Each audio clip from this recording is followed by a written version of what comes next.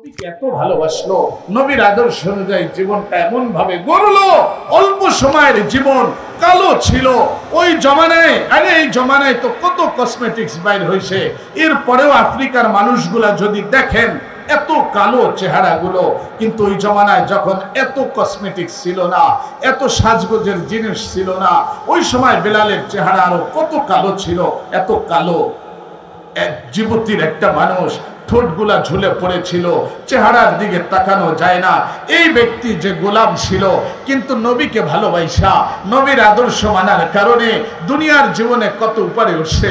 রাসূলুল্লাহ বলে, বেলাল রে, আমি মেরাজের রাতে জান্নাত ঘুরতেছিলাম, ইন্নী আসমাউ খাসখাসা কদম, বেলাল ওইখানে আমি আমার সামনে তোর পায়ের পদধ্বনি শুনতে পাইছি। আমি হাঁটতেছি জান্নাতে, মনে হয় আমার সামনে তুমি বেলাল হাঁটতেছো। জিবরাইলকে বললাম, জিবরিল আমি পায়ের পদধ্বনি শুনতেছি, কার আওয়াজ?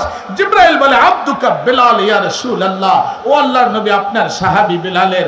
রাসূলুল্লাহ বললেন, বেলালকে তো আমি মদিনায় রেখে আসলাম, মক্কায় রেখে আসলাম, বেলাল আমার আগে জান্নাতে কেমনে পুষলো? ইয়া রাসূলুল্লাহ, ইয়া রাসূলুল্লাহ, বেলাল তো আল্লাহকে এত রাজি করছে, ও বলতেছিল, নবী সবাইকে আপনি ফাঁকি দিতে পারেন, আমি বেলালকে আপনি ফাঁকি দিতে পারবেন না। মিরাজে একা যাবেন, দুনিয়ায় কত কষ্ট আপনার জন্য সহ্য করতেছি। ইয়া রাসূলুল্লাহ, ওই বেলাল তো আল্লাহকে এত রাজি করছে। বেলাল যখন এই দুনিয়ায় হাঁটতে থাকে মাটির উপরে, তার পায়ের পদধ্বনি আল্লাহ তাআলা জান্নাতে শুনে। চিন্তা করো, গোলাম নবীকে ভালোবাসা, দুনিয়ায় বাইচা থাকতে যদি তার পা যদি তার জান্নাতে চলে যায়, খালি এইখানে রাসূল বলে, শোন, কিয়ামতের ময়দান আমি উঠব, কিয়ামতের মাঠে আবু বকর আন ইয়ামিনি ওমর আন শিমালি, আমি উঠবো, আবু বকর আমার ডান থেকে উঠবে, ওমর আমার বাম থেকে উঠবে। আর বেলাল মারা গেছে সিরিয়ার রাজধানী দামেস্কে, কবর হয়েছে সিরিয়ায়, তাখরুজু তাহতা কদমি, বেলাল কিয়ামতের ময়দানে সিরিয়া থেকে উঠবে না। আমি নবীর মহব্বতে মদিনায় আমার পায়ের নিচ থেকে একাত্রে বেলাল আমার সাথে কিয়ামতের ময়দানে উঠবে। সবাই ওঠার পরে আল্লাহ তাআলা বলবে, হিসাব দাও, হিসাব পেশ করো।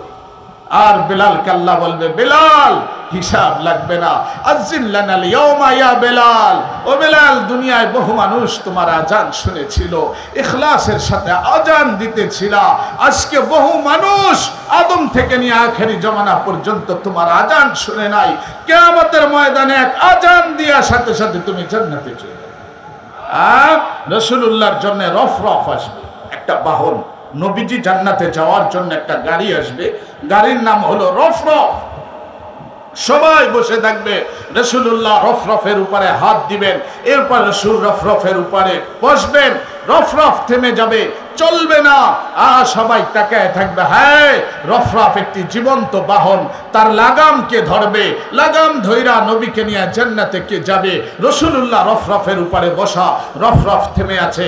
সবাই বুঝবে রাসূলুল্লাহর হিজরতের সাথী, গারে সৌরের সাথী, রাসূলুল্লাহর প্রথম সাহাবী আবু বকর ইবনে কুহাফা, হয়তো কুহাফার বেটা আবু বকর আসবে, লাগাম ধইরা নবীর সাথে জান্নাতে যাবে। না, আবু বকরও আসে না, তাকায় থাকবে, মনে হয় খত্তাবের বেটা ওমর আসবে, যার ব্যাপারে রাসূলুল্লাহ বলেছিলেন, লাউ কানা বাদি নবী লাকানা ওমর, আমার পরে কেউ নবী হইলে নবী হইতো ওমর। কিন্তু না, ওমরও আসে না, তাকায় থাকবে, মনে হয় ওসমান আসবে, জিন্নুরাইন, যাকে রাসূলুল্লাহ নিজের দুইটা মেয়ে দিয়েছিল, যাকে সম্মানিত করেছিল, ওসমান ইবনে আফফানও আসে না। সবাই তাকায় থাকবে, আহলে বাইত আসবে, আলী আসবে, ফাতেমার স্বামী আসবে, রাসূলের সাথে একাত্রে জান্নাতে যাবে, আলীও আসে না। হাসান হুসাইন লাগাম ধরবে না, আশারায়ে মুবাশশারা জান্নাতি 10 জন সাহাবী আসবে, মনে হয় তলহা অথবা জুবায়ের অথবা আব্দুর রহমান ইবনে আউফ অথবা সাদ ইবনে আবি ওয়াক্কাস অথবা আবু উবাইদা ইবনুল জাররাহ, কেউ না। আল্লাহ আরশ থেকে ডাক দেয়া বলবে, বেলাল তুমি কোথায়?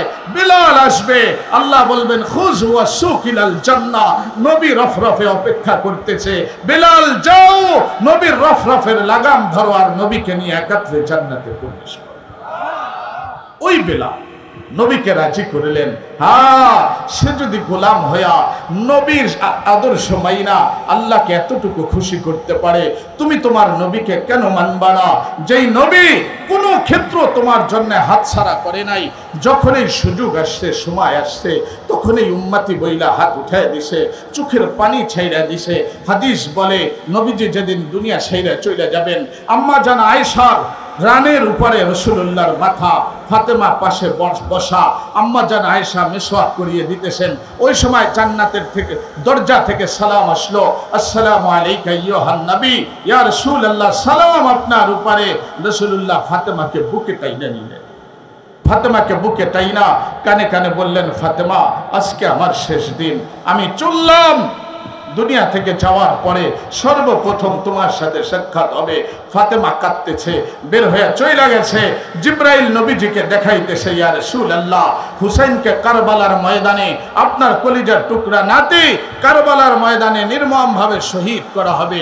রাসূলুল্লাহ সিনারি দেখলেন, কাঁদলেন, দেখানো হইতেছে, ইয়া রাসূলুল্লাহ, আপনার আরেক নাতি হাসানকে বিষপানে হত্যা করা হবে। রাসূলুল্লাহ ওইটাও দেখলেন, কাঁদলেন। এরপরেও রাসূলুল্লাহ হাসান আর হুসাইনের ব্যাপারে আল্লাহর কাছে সুপারিশ করে না যে, আল্লাহ, কারবালায় তুমি আমার বংশকে এইভাবে নিধন কইরো না, হুসাইনকে তুমি হেফাজত করো। রাসূলুল্লাহ একবারও বলেন নাই। আম্মা জান আয়েশার রানের উপরে মাথা, মালাকুল মাউত আজরাইল ভিতরে প্রবেশ করছে। আম্মা জান আয়েশাকে রাসূলুল্লাহ বের করে দিলেন, বললেন, যাও। রাসূলুল্লাহ বললেন, মালাইকা, আজরাইল, কি খবর, কেন আসছো? ইয়া রাসূলুল্লাহ, আজকে হয়তো আপনার শেষ দিন, আল্লাহ আপনাকে আমাকে দুটো কথা দিয়া পাঠাইছে, বলছে অনুমতি দিয়া নিয়ে প্রবেশ করবা, অনুমতি ছাড়া রসুলের কামরায় যাবা না, তাই আমি আগে সালাম দিলাম। ইয়া রাসূলুল্লাহ, এবার আল্লাহ আপনাকে দুটো অধিকার দিছে, লাকাল খিয়ারাইন, আল্লাহ আপনাকে দুইটা ক্ষমতা দিছে। আপনার উম্মত কিয়ামত পর্যন্ত আসবে, যদি আপনি দুনিয়ায় থাকতে চান, আল্লাহ বলছে আপনাকে রেখে যাইতে, উম্মতকে বুকে নিয়ে কিয়ামত পর্যন্ত দুনিয়ায় বাইচা থাকবেন। আর যদি যেতে চান, এইটাও আল্লাহ বলে দিছে, আমার হাবিবকে জানায় দিও, আমি আল্লাহ আমার হাবিবের অপেক্ষায় আছি, আমার বন্ধুর অপেক্ষায় আছি। 23 বছর পার হয়ে গেছে, বন্ধু দুনিয়ায় আসে। যতদিন আকাশে ছিল, আরশে ছিল, আমার আরশের পাশে নবী মুহাম্মদকে নূর বানায় রাখতাম, নবীজিকে দেখতাম। আজকে নবীজি দুনিয়া ছেড়ে চলে গেছে, নিয়ে আসো, আমি অপেক্ষায় আছি, যদি আসতে চায়। ইয়া রাসূলুল্লাহ, আল্লাহ বলছেন থাকতে চাইলে রেখে যেতে, যেতে চাইলে নিয়ে যাইতে, আল্লাহ অপেক্ষায় আছেন। কি করবেন? আল্লাহর রাসূল বললেন, মালাকুল মাউত চইলা তো আসছো, থাকতে তো হয়তো পারবো না। আইনা আখি জিব্রাইল, আমার ভাই জিব্রাইল কোথায়? যে আমার 23 বছরের নবুয়াতির জীবনে 24,000 বার আমার কাছে ওহী নিয়ে আসছিল, আল্লাহর হুকুম নিয়ে আসছে, আমি দুনিয়া থেকে যাব, জিব্রাইল পাশে থাকবে না। কোথায় জিব্রাইল? ইয়া রাসূলুল্লাহ, ফিস সামাইল উলা, প্রথম আকাশে আছে জিব্রাইল, ডাকো না জিব্রাইলকে। জিব্রাইল আসছে, চোখে পানি। রাসূল বলে, মা ইউবকিকা ইয়া জিবরিল, ও জিবরিল কেন কাঁদো? চোখে কেন পানি? ইয়া রাসূলুল্লাহ, কেন কাঁদবো না? চোখে কেন পানি হবে না? ও নবী, যেদিন আদম আসছিল অপেক্ষায় ছিলাম, কবে মুহাম্মদুর রাসূলুল্লাহ আসবে। 2000 বছর পার হয়ে গেছে, মুসা দুনিয়ায় আসছে, অপেক্ষায় ছিলাম, কবে মুহাম্মদুর রাসূলুল্লাহ আসবে। 2000 বছর পার হয়ে গেছে, নূহ দুনিয়ায় আসছে, নূহের পরে অপেক্ষায় ছিলাম, কবে মুহাম্মদুর রাসূলুল্লাহ আসবে। আবার 2000 বছর পরে মুসা আসছে, অপেক্ষায় ছিলাম, কবে মুহাম্মদুর রাসূলুল্লাহ আসবে। ইয়া রাসূল, এরপরে ইব্রাহিম আসলো, এরপরে মুসা আসলো, 8000 বছর অপেক্ষা করার পরে আপনি দুনিয়ায় আসলেন। 23 বছরের নবুয়াতির জীবন আমি আপনার পাশে ছিলাম, বন্ধু ছিলাম। আজকে আরো সে ডঙ্কা বাজতেছে, হাবিব আল্লাহর সাক্ষাতে চলে যাইতেছে, আমি দুঃখে দুনিয়ায় আসব, নবী থাকবে না, তাই চোখে পানি, আপনার বিচ্ছেদে আমি কাঁদতেছি। রাসূলুল্লাহর চোখে পানি। জিবরাইল বলে, ইয়া রাসূলুল্লাহ, আমি তো আপনার জন্য কাঁদি, আপনার চোখে কেন পানি? আল্লাহ নবী বলে, জিবরিল, এই যে দেখো, মালাকুল মাউত আজরাইল চলে আসছে। ইস্তাজিনু মিন্নি, আমার থেকে অনুমতি চাইতেছে। ইন আজিনতু লাহু, যদি অনুমতি দিয়ে দেই, ইয়াদাউ ইয়াদাহু আলা সাদরি, তার হাতকে আমার সিনার উপরে রাখবে। ওয়ায়াবাজ রূহি, আমাকে উঠায় নিয়ে যাবে, চইলা যাব দুনিয়া ছাইরা। জিবরাইল, যাব তো যাব, উম্মতের ব্যাপারে তো আমাকে ফয়সালা শুনাইলা না। আমার পূর্বে তো বহু জাতি আসছিল, কওমে নূহ আসছিল, আল্লাহকে মানে নাই, আযাব আসছে, কওমে নূহ ধ্বংস হয়ে গেছে। কওমে আদ এসেছিল, আদ সম্প্রদায় আল্লাহকে মানে নাই, আযাব আসছে, ধ্বংস হয়ে গেছে। সালের জাতি আসছিল, আযাব আসছে, ধ্বংস হয়ে গেছে। আমার কাছে কোরআন বলে, ওয়াকাম আহলাকনা মিনাল কুরুনি মিন বাদি নূহ ওয়াকাফা বিরাব্বিকা বিজুনুবি ইবাদিহি খাবীরাম বাসীরা। নূহের পরে বহু জাতি পৃথিবীতে এসেছিল, নূহ আলাইহিস সালামের পরে বহু জাতিকে তাদের গুনার কারণে আল্লাহ ধ্বংস করে দিছে। কিয়ামত পর্যন্ত উম্মত আসবে, আমি নবী থাকবো না, উম্মত জিনা করবে, গুনাহ করবে, পাপ করবে, অন্যায় করবে, নবী থাকবে না। এই উম্মতকে কে হেফাজত করবে? উম্মতকে বুকে জড়ায় কে রাখবে?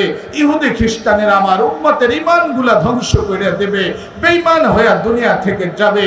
উম্মতকে কে হেফাজত করবে? জিবরাইল চলে গেছে, আল্লাহ নবী তো আসতে চায়, উম্মতের ব্যাপারে ফয়সালা চায়, উম্মতের ব্যাপারে ফয়সালা জানতে চায়, উম্মতকে কে হেফাজত করবে? আল্লাহ জানায় দিলেন, জিবরিল যাও, নবীকে গিয়া বলো, ইন্নাল্লাহ তাআলা ইয়াকবালু তাওবাতা উম্মতিকা হাত্তা ইউগারগির। ও নবী মুহাম্মদ, আপনার উম্মতকে আল্লাহ হেফাজত করবে।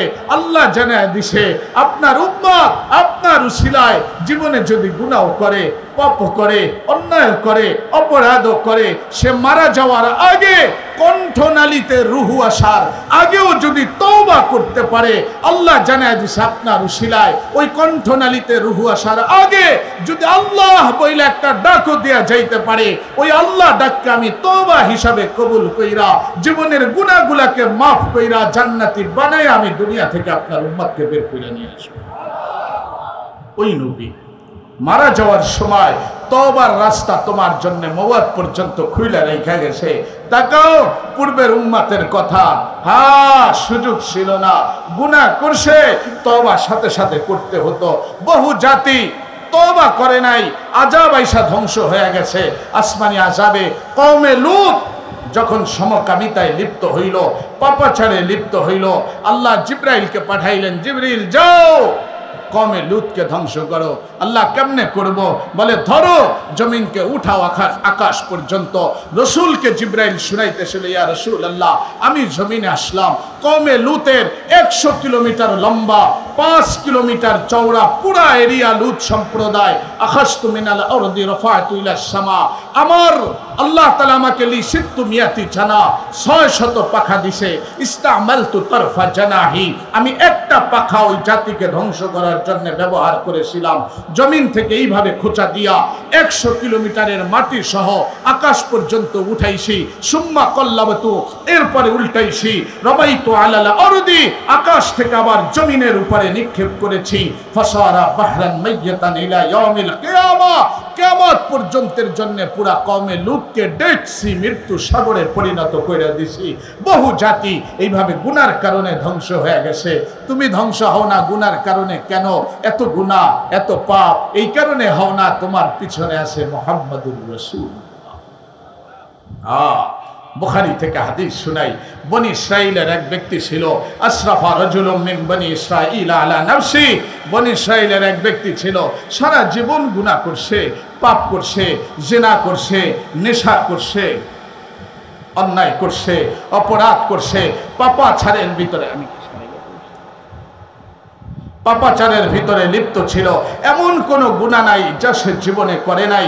সমস্ত গুনাহ করার পরে হিনামা কারুবা মাউতুহ, ইমাম বুখারী বলেন যখন ওই বনি ইসরাইলের ওই ব্যক্তির মৃত্যু কাছাকাছি চলে আসলো, সারা জীবন এই বদমাশি গুনাহ পাপ করার পরে দাআ বনিহি, সন্তানদেরকে ডাকলো, ডাইকা বলতেছে, আমার সন্তানেরা, সামতু, অতি শীঘ্র আমি দুনিয়া সাইরা চইলা যাব।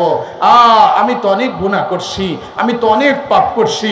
মারা যাওয়ার পরে আল্লাহ যদি আমাকে ধরতে পারে, ইন কদ্দারানি আল্লাহ ইউআযিবুনি আযাবান লা ইউআযিবুহু আহাদাম মিনাল আলামিন। আল্লাহ যদি আমাকে ধরতে পারে, এত শাস্তি দিবে, এত শাস্তি দিবে, দুনিয়ায় এত শাস্তি আল্লাহ কাউকে দেয় নাই। তো সন্তানেরা বলতেছিল, বাবা আমরা এখন তোমার জন্য কি করতে পারি? বাবা বলতেছিল, আমি তো মারাই যাব। হাররিকুনি সুম্মা শাকুনি, তোমরা একটা কাজ কইরো, মারা যাওয়ার পরে আমার লাশটাকে তোমরা আগুনে পুড়াইয়া দিও, এরপরে পাটা পুতায় পিসা গুড়া কইরা ছাই বানাইয়া ফেলো। আমার ছাইগুলাকে গুড়া কইরা মাসহুকুল লাবান, গুড়া দুধগুলো যেমন গুঁড়ো থাকে এইভাবে গুড়া করে ফেলবা, ছাইগুলা পাটা পুতায় পিষে। বাবা এরপরে কি করব? আমার ওই পুড়ে যাওয়া ছাইগুলার গুড়াগুলাকে দুইটা ভাগ করবা, অর্ধেক ছাই নিয়ে সমুদ্রে চলে যাবা। হিনামা ইয়াতিয়াল মাউজ বাদাল মাউজ, সমুদ্রে যখন একের পর এক ঢেউ আসবে, অর্ধেক ছাই পানিতে ফেলায় দেবা, বাকি অর্ধেক হিনামা ইয়াহাব্বুর রিয়াহ, যখন প্রবল বেগে বাতাস প্রবাহিত হবে, বাতাসের সামনে আমার অর্ধেক ছাইকে উড়ায় দেবা, অর্ধেক বাতাসে উড়ায় দিলা, অর্ধেক পানিতে ভাসাইয়া দিবা। বাবা এই কাজ কেন করবা? এত গুনাহ করছি, আল্লাহ ধরতে পারলে বহু শাস্তি দিবে। আর যদি ছাই বানায়া আকাশে উড়ায় দাও, পানিতে ভাসায়া দাও, আল্লাহ হয়তো আমাকে ধরবেও না, শাস্তিও দিতে পারবে না। এটা তার একটা চিন্তা ছিল। ঠিকই লোকটা যখন মারা গেছে, সন্তানেরা তাকে পুড়ায়া ফেলছেন, পাটা পুতায় পিষে গুড়া কইরা অর্ধেক নিয়ে সমুদ্রে চলে গেছে। হিনামা ইয়াতিয়াল মাউজ, সমুদ্রে যখন ঢেউ আসতেছিল, ঢেউয়ের ভিতরে ছাইকে ঢেলে দিচ্ছে, বাতাস আসতেছিল উড়ায়া দিছে। যখন কাজ শেষ, فأمر الله عز وجل البحر فجمع ما فيك, আল্লাহ তাআলা সমুদ্রকে নির্দেশ দিলেন, এই সমুদ্র তোর মাঝে এই নাফরমানের যত ছাই আছে জমা করে। وأمر الله عز وجل البر فجمع ما فيك, আল্লাহ বাতাসকে নির্দেশ দিলেন, যত ছাই উড়ায় দিছো সব জমা করে দাও। বাতাস আর সমুদ্র এক মুহূর্তের ভিতরে, ইমাম বুখারী রাহিমাহুল্লাহ বলেন, তরফাত আইন, চোখের পলক পড়তে যতটুকু সময়, এর ভিতরে সকল ছাইগুলাকে আল্লাহর সামনে জমা করে দিয়েছে। ফাখালাকাল্লাহু আযজা ওয়া জাল্লা খালকান আখার, আল্লাহ তাআলা ওই ব্যক্তিকে হুকুম দিলেন, ছাই থেকে পুনরায় তুমি জীবিত হয়ে যাও। এবার ওই ছাইগুলা পুনরায় মুহূর্তের ভিতরে তার আকৃতিতে মানুষ রূপে আল্লাহর সামনে দাঁড়ায় গেল। এবার ফাকাদা ইয়ারতাইদু বাদা রুয়াতিল্লাহি মিন খাশিয়াতি, আল্লাহকে দেখার পরে ভয়ে এইভাবে থরথর করে কাঁপতেছে। আল্লাহ বলতেছে, এই নাফরমান, এখন তুমি ভয়ে কাঁপতেছো কেন? এই নির্দেশ কেন দিছিলা? আল্লাহ, জীবনে এত গুনাহ করছি, এত পাপ করছি, এত অন্যায় করছি, আল্লাহ এই জন্য এই নির্দেশ দিয়ে আসছিলাম, যেন তোমার ওই জাহান্নামের শাস্তি থেকে আমি বাইচা যাইতে পারি। তোমার ওই আযাবকে বড় ভয় পাইতাম, ওইখান থেকে বাঁচার জন্য এই নির্দেশ দিয়ে আসছিলাম। আল্লাহ বললেন, মাপ কেন চালি না মারা যাওয়ার আগে হাত উঠাইয়া তওবা করতে? কাইফা আরফা ওয়াজহিয়াল মুসাওয়ার ইলা আরশি জিল জালালি ওয়াল ইকরাম, ও আল্লাহ, তোর আরশের নিচে আমার গুনাহের দ্বারা কলুষিতই চেহারা কেমনে উঠাই?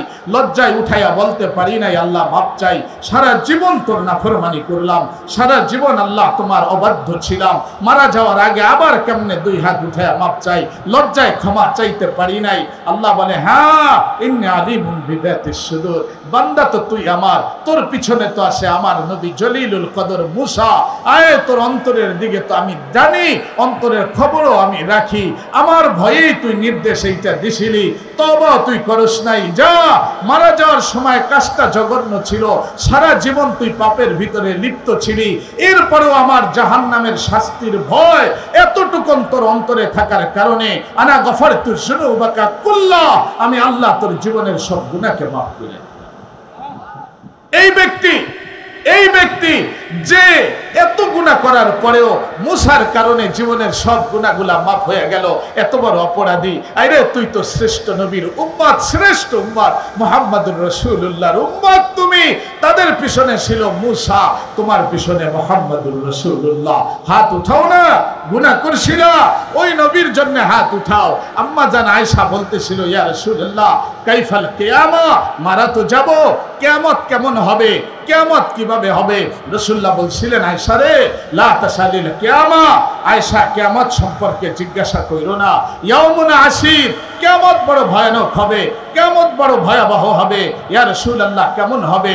আল্লাহর নবী শুনাইতেছিলেন, শুনো, আরাফার মাঠকে আল্লাহ কিয়ামতের মাঠ বানাবেন। ওয়াজা রাব্বুকা ওয়াল মালাকু সাফফান সাফফা, কাতারে কাতার ফেরেশতা নিয়া আল্লাহ তাআলা নেমে আসবেন। ওয়াল মালাকু আলা আরজাইহা, আল্লাহর চতুর্পাশে ফেরেশতারা থাকবে। আল্লাহ গুসা, রাগ আর কহারিয়াত নিয়ে কিয়ামতের মাঠের দিকে আসবেন আরশে আজিম সহ। আর আল্লাহ তাআলা নির্দেশ দেবেন জাহান্নামকে টেনে নিয়ে আসো। ওয়াউজলিফাতিল জান্নাতু লিল মুত্তাকিন, জান্নাতকে অনেক দূরে রাখা হবে। অবররাইসাতিল জাহিমু লিল গাবিন, অপরাধীদের জন্য কিয়ামতের মাঠের সাথে জাহান্নামকে টেনে নিয়ে আসা হবে। ওয়াজিআ ইয়াউমা ইদিন বিজাহান্নাম, কুরআন বলে জাহান্নামের ৭০,০০০ আংটা হবে। তাজুরুহু ৭০,০০০ মিনাল মালাইকা, এক একটা আংটা ৭০,০০০ ফেরেশতা ধইরা টানতে থাকবে। এইভাবে টাইনা যখন জাহান্নামকে কিয়ামতের মাঠের দিকে আনবে, কুরআন বলে তাকাদু তামাইয়াসু মিনাল গাইস, গুসায় রাগে ওই দিন কিয়ামত ফেটে পড়বে। তাকাদু তামাইয়াসু মিনাল গাইস, আগুনের স্ফুলিঙ্গগুলো উপরের দিকে উঠবে। জাহান্নামের গর্জন, জাহান্নামের আওয়াজ আর জাহান্নামের ধোঁয়া কিয়ামতের মাঠকে সে ফেলবে। ওদিকে আল্লাহর রাগ আর গুসা দেখে মুসার মতো জলিলুল কদর নবী, আল্লাহ তাআলা বলেন, ওরে আয়েশা, মুসার মতো জলিলুল কদর নবী, তাকেও আমি দেখতেছি মুতালাফফিফুন বিআমুদিল আরশ, আল্লাহ তাআলার আরশের চাদর ধইরা এইভাবে ঝুইলা আসে আর বলতেছে, নফসি নফসি, আল্লাহ আমাকে বাঁচাও। লা আসআলুকা উম্মি, আমার মাকেও চাই না। ওয়ালা উখতি উম্মা কুলসুম, আমার বোন উম্মে কুলসুমের সুপারিশ করি না, তুমি আমাকে বাঁচাও। ঈসার মতো জলিলুল কদর নবী, রাসূলুল্লাহ বলেন, সেও চিৎকার দেবে আর বলবে, লা আসআলুকা উম্মি মারইয়াম, ও আল্লাহ আমার মা মারইয়ামকেও আমি চাই না। ওই কিয়ামতের ময়দান, ওই কঠিন মুসিবতের দিন আদম বলবেন নফসি, নূহ বলবেন নফসি, শীশ বলবেন নফসি, ইদ্রিস বলবেন নফসি, ইব্রাহিম বলবেন নফসি, ইসমাইল বলবেন নফসি নফসি, মুসা বলবেন নফসি, ঈসা বলবেন নফসি। রাসূলুল্লাহ বলেন, আয়েশা রে, ওই দিন আমি নবী মুহাম্মদুর রাসূলুল্লাহ সিজদায় পড়ে যাব, কাঁদতে থাকব, চোখের পানি ফেলবো। সবাই যখন নফসি বইলা চিৎকার করবে, ওই দিন তুমি দেখবা কিয়ামতের ময়দানের এক কিনারে আওয়াজ উঠবে, উম্মতি উম্মতি উম্মতি। ও আল্লাহ, আমি কাউকে চাই না, তুমি আমার উম্মতকে বাঁচাও, তুমি আমার উম্মতকে বাঁচাও, তুমি আমার উম্মতকে বাঁচাও। কুরবান যাই ওই নবীর উপরে, কোথার থেকে শব্দ আনবো ওই নবীর শানে, কোথার থেকে আলফাজ আনবো ওই নবীর শানে। ও সরদারে কায়নাত, ও নবী ইমামে কায়নাত, ও নবী মকসুদে কায়নাত, ও নবীর মারকাজে কায়নাত, হাদিয়ে কায়নাত, রূহে কায়নাত, হুসনে কায়নাত, রৌনকে কায়নাত, बहार कायनात, फ़ख्र मौजूदात, जमीउल हसनात, जामिउल बरक़ात, खैरुल अनम, सय्यदुल अरबी वल अजम, जमीलुल शियम, ताजदार हिरम, सदक़ वली, खैरुल वरा, बद्रुत्तुजा, अहमद मुस्तफ़ा, मुहम्मदुर रसूलुल्लाह। कियामतेर मयदाने चोखेर पानी फेलाया काঁদবে। আব্দুল্লাহ ইবনে আব্বাস জিজ্ঞাসা করছিল, ইয়া রাসূলুল্লাহ, ওই মুসিবতের দিন কিয়ামতের মাঠে আপনাকে আমরা কোথায় খুঁজে পাবো? রাসূল বলছিলেন, উম্মত হাউজে কাউসারের কিনারে আমাকে পাবা, আমি নবী ওইখানে দাঁড়ায় থাকবো। 50,000 বছর লম্বা হবে কিয়ামতের ময়দান। উম্মত পিপাসায় কলিজা ফেটে যাবে, দৌড়ে আমার কাউসারের কিনারায় আসবে। মাউহু আবিয়াদু মিনাল লাবান, যেই কাউসারের পানি হবে দুধের সে সাদা, আহলা মিনাল আসাল, মধুর চেয়ে মিষ্টি, আতয়াবু মিনাল মিসকি, মিসকম্বরের চেয়েও বেশি সুঘ্রাণ ছড়াইতে থাকবে। রাসূলুল্লাহ বলেন, আমার কাছে আসবে, আমি ওই কাউসার থেকে পানি উঠাইয়া উম্মতকে পান করাইয়া দিব। আব্দুল্লাহ ইবনে আব্বাস বললেন, ইয়া রাসূলুল্লাহ, কাউসারেও যদি আপনাকে না পাই, বলছে আব্দুল্লাহ মিজানের দাড়ি পাল্লার কাছে যাইও, আমি নবী ওইখানে দাঁড়ায় থাকবো। ইয়া রাসূলুল্লাহ মিজানের দাড়ি পাল্লায় কি করবেন? যদি দেখি আমার উম্মতের গুনার পাল্লা ভারী হয়ে গেছে, নেকির পাল্লা হালকা হয়ে উপরে উঠে গেছে, আমার উম্মতের যে নেক আমল ছিল লা ইলাহা ইল্লাল্লাহ মুহাম্মাদুর রাসূলুল্লাহ, এই যে কালিমা ঘোষিত যে এক ঈমান ছিল আর এই এক নেক আমল ছিল, এই মুহাম্মাদুর রাসূলুল্লাহর নেক আমলটা আমি তার নেকির পাল্লার উপরে দিয়া উম্মতের নেকির পাল্লাকে ভারী কইরা দিব। ইয়া রাসূল মিজানেও যদি আপনার সাক্ষাৎ না পাই, রাসূলুল্লাহ বললেন আখেরি ঘাটি হবে পুলসুরাত, যারা পার হইয়া উপরে চলে যাবে সরাসরি জান্নাত, আমি পুলসুরাতের কিনারে দাঁড়ায় থাকবো। পুলসুরাত হবে জাহান্নামের উপর দিয়ে, কিয়ামতের মাঠ থাকবে এক পাশে, জান্নাত থাকবে ওপারে, মাঝখানে থাকবে জাহান্নাম। কিয়ামতের মাঠে থাকবে পুলসুরাতের এক পার্শ্ব, আরেক পার্শ্ব থাকবে জান্নাতে। জাহান্নামের থেকে বড় বড় আংটা পুলসুরাতের দিকে উঠতে থাকবে, আর জাহান্নামীদেরকে পুলসুরাত থেকে ধরে ধরে জাহান্নামের ভিতরে নিক্ষেপ করবে। রাসূলুল্লাহ বলেন আমি ওই দিন দাঁড়ায় থাকবো পুলসুরাতের কিনারে, যদি দেখি গুনার কারণে আমার উম্মত জাহান্নামের আংটায় আটকে গেছে, ওই দিন আমি নবী মুহাম্মদুর রাসূলুল্লাহ ওই পুলসুরাতের উপরে আমার উম্মত জীবনে আমার উপরে যে দুরূদ পড়েছিল, দুরূদগুলা পুলসুরাতের উপরে ঢাইলা দিয়া আমার উম্মতকে পুলসুরাত পার করে। ওই নবী যে কোনো ঘাটি ছাড়বে না। আর এই হাদিসটা বইলে শেষ করে দিতেছি। রাসূল যেদিন মিরাজে গেলেন, আল্লাহর পাশে গিয়া বসলেন, আল্লাহর সাথে মুলাকাত, আল্লাহর সাথে মিরাজের রাতে সাক্ষাৎ, আল্লাহর সাথে দিদার। ওয়ান নাজমি ইদা হাওয়া মা দাল্লা সাহিবুকুম ওয়া মা গাওয়া ওয়া মা ইয়ানতিকু আনিল হাওয়া ইন হুয়া ইল্লা ওয়াহয়ু ইউহা আল্লামাহু শাদীদুল কুওয়া যু মিররাতিন ফাসতাওয়া ওয়া হুয়া বিল উফুকিল আলা সুম্মা দানা ফাতাদাল্লা ফাকানা কাবা কাউসাইনি আও আদনা। কুরআন বলে একটা ধনুক পরিমাণ দূরত্বে আল্লাহর পাশে গিয়া বসলেন। আল্লাহ তাআলা বললেন নবী মুহাম্মদ আসলেন তো আসলেন, দুনিয়া মারায়া সাত আকাশ পাড়ি দিয়া আরশে আয়েশা আমার পাশে বসলেন। ইয়া রাসূলুল্লাহ কেন আসলেন, কি চাইতে আসলেন? তো আল্লাহ তাআলাকে নবী শুনাইতেছিলেন, ওয়াল্লাহ লা আসআলুকা বিনতি ফাতেমা, আমি আরশে আসছি আমার মেয়ে ফাতেমার ব্যাপারে সুপারিশ করতে আসি নাই। ওয়ালা আসআলুকা আম্মি আব্বাস, আমার চাচা আব্বাসের সুপারিশ করতে আসি নাই। ওয়ালা আসআলুকাল হাফিদাইন, কলিজার টুকরা নাতি হাসান হুসাইনের জন্য সুপারিশ করতে আসি নাই। ওয়ালা আসআলুকা হাশমি ওয়ালা কুরাইশি, শুধু হাশমি আর কুরাইশিদের সুপারিশ করতে এখানে আসি নাই। আল্লাহ বললেন কেন আসলেন? আসআলুকা উম্মতি, আল্লাহ উম্মত চাইতে এখানে আসছি, আপনি আমার সব উম্মতকে মাফ করে দেন।